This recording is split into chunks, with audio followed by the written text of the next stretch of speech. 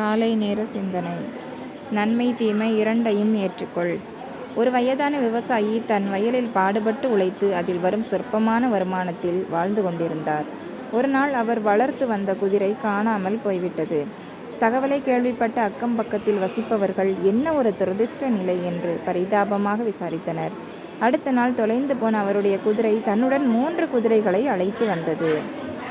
அவர்களின் ஆறுதலுக்கு விவசாயி மௌனமாக இருக்கலாம் என்று பதிலளித்தார்.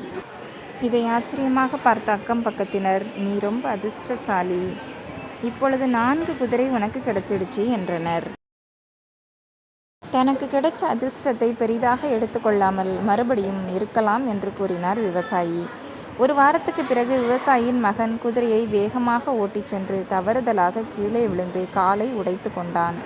இப்பொழுது அக்கம் பக்கத்தில் இருந்தவர்கள் விவசாயியிடம், உனக்கு ஒரு நல்லது நடந்தால் அடுத்து ஒரு கெட்டது நடக்குதே, உன் பையன் எழுந்து நடக்க 10 மாதத்திற்கும் மேலாகும் போல இருக்கிறதே, ரொம்ப கஷ்டமான நிலைமை என்று கூறி ஆதங்கப்பட்டனர்.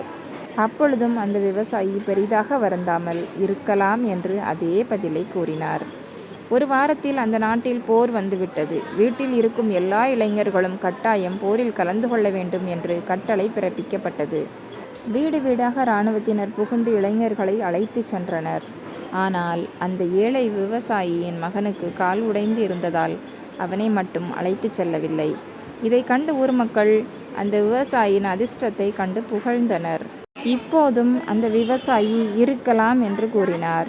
அதற்கு அந்த விவசாயி, நல்லது கெட்டது இரண்டும் நாணயத்தின் 2 பக்கங்கள், யாருக்கும் என்ன வேண்டுமானாலும் நடக்கலாம். சுகம் துக்கம் இவை இரண்டும் ஒன்றுக்கு ஒன்று தொடர்புடையவை என்பதை உணர்ந்தாலே போதுமானது என்றார். முகமலர்ச்சியோடும் நம்பிக்கையுடனும் எழுந்து புதிய நாளை துவங்க இறைவன் அருள் புரியட்டும். நல்லதே நினைப்போம், நல்லதே நடக்கும். நல்ல எண்ணங்களுடன் இன்றைய நாளை தொடங்குவோம். இந்த நாள் இனிய நாளாகட்டும். வாழ்க வளமுடன். நன்றி.